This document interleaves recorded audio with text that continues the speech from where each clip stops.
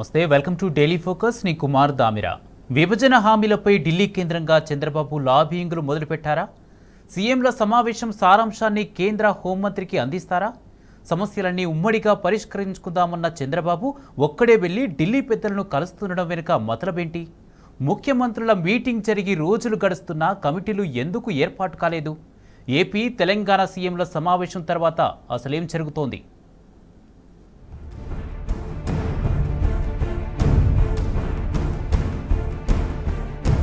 తెలుగు రాష్ట్రాల ముఖ్యమంత్రుల సమావేశం జరిగి రోజులు గడుస్తున్నాయి.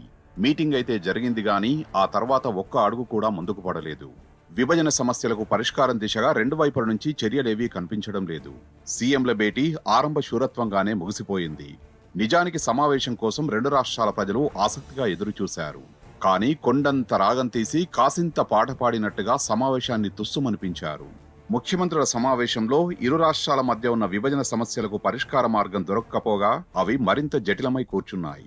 దాంతో తెలుగు రాష్ట్రాల ప్రజల ఆశలు అడియాసలే అయ్యాయి.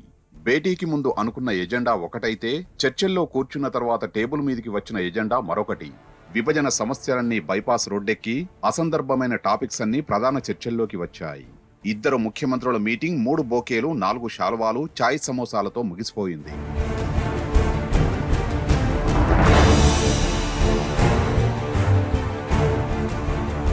విభజన సమస్యలకు శాస్త్రీయమైన పరిష్కార మార్గాన్ని ఇరువురు ముఖ్యమంత్రులు తీసుకోలేకపోయారన్నది వాస్తవం. చివరికి రాష్ట్ర అధికారుల స్థాయిలో పరిష్కారమయ్యే అంశాల్ని కూడా తెమల్చలేకపోయారు. అదే విషయం మీటింగ్ తర్వాత మంత్రుల ప్రెస్ మీట్లో కొట్టొచ్చినట్టు కనిపించింది. నిజానికి ఈ మీటింగ్ తో విభజన సమస్యలకు చెక్ పడినట్టేనని అందరూ ఆశించారు. అపరిష్కృతంగా ఉన్న సమస్యలకు లైన్ క్లియర్ అయిందని తెలుగు ప్రజలు ఆశపడ్డారు. జటిలంగా మారిన విభజన సమస్యలకు ఇక ఫుల్ స్టాప్ పడుతుందని భావించారు. ఏపీ ప్రజల కంటే తెలంగాణ ప్రజలే ముఖ్యమంత్రుల మీటింగ్ను చాలా ఆసక్తిగా గమనించారు. కానీ జనం ఆశల మీద చివరికి నీళ్లు జల్లారు. కేవలం పాలిటిక్స్ తప్ప ఇంకేమీ పట్టని చంద్రబాబు తన ఆధిపత్యం కోసమే హైదరాబాద్ పర్యటనను వ్యూహాత్మకంగా మార్చుకున్నారు. అంతే తప్ప సీఎంల భేటీతో విభజన సమస్యలకు పరిష్కారం రాలేదు.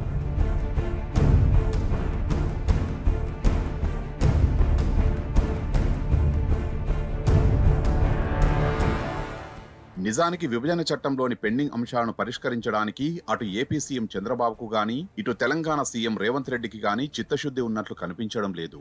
గురు శిష్యులు పరస్పరం విషెస్ చెప్పుకోవడానికి ఏర్పాటు చేసిన అధికారిక సమావేశంగానే ఆ భేటీ జరిగింది. నిజంగా విభజన సమస్యల్ని సామరస్యంగా పరిష్కరించుకునే ఉద్దేశమే ఉంటే సీఎంల మీటింగ్ తర్వాత మార్గాల అన్వేషణ కోసం మరింత చొరవతో అడుగులు ముందుకు పడేవి. ఇరు రాష్ట్ర ప్రభుత్వాలు చకచకా ముందుకు కదిలేవి. కానీ జూలై 6న సమావేశం జరిగితే ఇప్పటి వరకు ఎలాంటి చడీ చప్పుడు లేదు. సమస్యల్ని వీలైనంత త్వరగా పరిష్కరించుకుంటే రాష్ట్రాలు మరింత వేగంగా అభివృద్ధి చెందుతాయని ఇద్దరు సీఎంలు ప్రగతి వచనాలు పలికారు. అందుకోసం రెండు రాష్ట్రాలకు చెందిన ఉన్నత స్థాయి అధికారులతో కమిటీ ఏర్పాటు చేస్తామని ఆర్భాటంగా ప్రకటించారు. అధికారుల కమిటీతో పాటు మంత్రుల స్థాయిలో మరో కమిటీ వేస్తామన్నారు. అధికారులు మంత్రుల స్థాయిలో పరిష్కారం దొరకని అంశాలపై ముఖ్యమంత్రులే స్వయంగా చర్చిస్తారని తెలుగు రాష్ట్రాల మంత్రుల బృందం నాటి ప్రెస్ మీట్లో ప్రకటించింది. కానీ ఆ దిశగా చర్యలు మాత్రం శూన్యం. ఇప్పటి వరకు అధికారుల కమిటీ ఏర్పాటు కాలేదు. మంత్రుల కమిటీ ఊసేలేదు.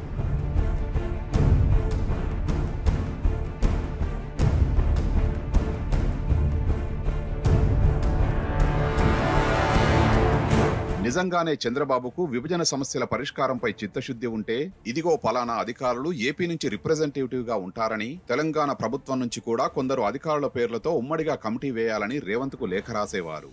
అధికారంలోకి వచ్చిన వెంటనే విభజన సమస్యలపై చర్చిద్దామని చెప్పిన ఏపీ సీఎం ఇప్పుడెందుకు కావాలని కాలయాపన చేస్తున్నట్టు? గెలిచిన తర్వాత చంద్రబాబు చాలా స్పష్టమైన ఎజెండాతో హైదరాబాద్ లో అడుగుపెట్టారన్నది సుస్పష్టం.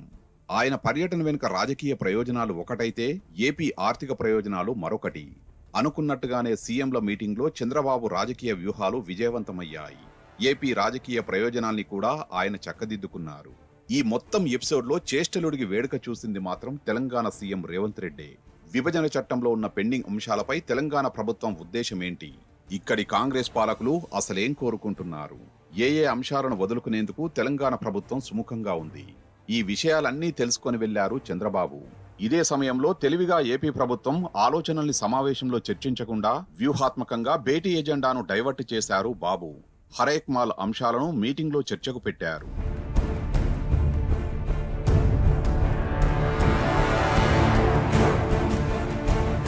తెలంగాణ సర్కారు మదిలో ఏముందో క్లియర్ గా తెలుసుకున్న చంద్రబాబు దానికి అనుకూలంగా కేంద్రంలో పావులు కదుపుతున్నారు. ఏపీకి అనుకూలంగా పనులు చక్కదిద్దుకునే ప్రయత్నాలు చేస్తున్నారు. విభజన చట్టంలో ఉన్న కీలక అంశాలు, ఉమ్మడి ఆస్తుల విషయంలో కేంద్రంపై బాబు ఒత్తిడి తీసుకొస్తున్నారు. ఒకవైపు విభజన చట్టంలోని పెండింగ్ అంశాలను సీఎంలుగా కలిసి పరిష్కరించుకుందామని చెప్తూనే, ఇంకోవైపు కేంద్రం దగ్గర తన పలుకుబడిని, పవర్ను ఉపయోగించుకొని పనులు చక్కబెట్టుకుంటున్నారు ఏపీ సీఎం. కేంద్రం పరిధిలో ఉన్న అంశాలపై ఉమ్మడిగా లేఖ రాద్దామని మీటింగ్లో నిర్ణయం తీసుకున్నామన్నారు. మరి ఆ కమిటీలు ఎక్కడిదాకా వచ్చాయో తెలియదు. సమావేశం జరిగి రోజులు గడుస్తున్నా అటు చంద్రబాబు గాని ఇటు రేవంత్ గాని స్పందించడం లేదు. కమిటీలు వేయకుండానే, మంత్రుల స్థాయిలో సమస్యల్ని గుర్తించకుండానే, సీఎంలు ఇద్దరూ ఉమ్మడిగా కేంద్రానికి లేఖ కూడా రాయకుండానే చంద్రబాబు తన పని తాను చేసుకుపోతున్నాడు. విభజన సమస్యలపై చంద్రబాబు ఒక్కడే కేంద్ర హోంమంత్రిని కలుస్తుండడం వెనుక ఆంతర్యమేంటో ప్రత్యేకంగా చెప్పాల్సిన పనిలేదు. పెండింగ్ ఇష్యూలపై కేంద్రం నుంచి ఉమ్మడిగా హక్కులు సాధించుకుందామని చెప్పిన బాబు ఇప్పుడెందుకు ఏకపక్షంగా కేంద్ర పెద్దలని కలిసేందుకు వెళ్తున్నారు? దాని వెనుక చంద్రబాబు రహస్య ఎజెండా ఏంటి అన్న సందేహాలు తలెత్తుతున్నాయి.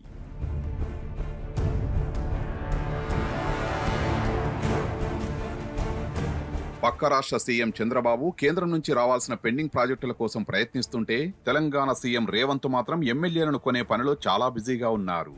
రాష్ట్రాన్ని, రాష్ట్ర ప్రజలను గాలికొదిలేసి బహిరంగంగా పార్టీ ఫిరాయింపులను ప్రోత్సహిస్తున్నారు సీఎం రేవంత్.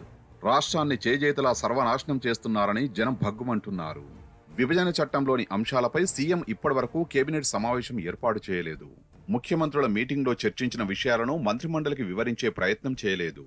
అటు చంద్రబాబు మాత్రం అన్ని అంశాలను తన మంత్రిమండలికి వివరించి కేంద్రానికి నివేదిక ఇస్తుంటే, తెలంగాణ సీఎం రేవంత్ రెడ్డి మాత్రం ఎమ్మెల్యేల నెంబర్ పెంచుకునే పనిలో తలమునకలై ఉన్నాడు. ఇలాంటి నాయకులనా మనం ఎన్నుకున్నదని తెలంగాణ జనం నెత్తినోరు కొట్టుకుంటున్నారు. చంద్రబాబు విషయంలో నిరంతరం అప్రమత్తంగా ఉంటూ సీఎం రేవంత్ ఈ రాష్ట్ర ప్రయోజనాలను కాపాడకపోతే తెలంగాణకు తీరని అన్యాయం జరుగుతుంది. అదే జరిగితే కాంగ్రెస్ పాలకులు చరిత్రలో ద్రోహులుగా మిగిలిపోవడం ఖాయం.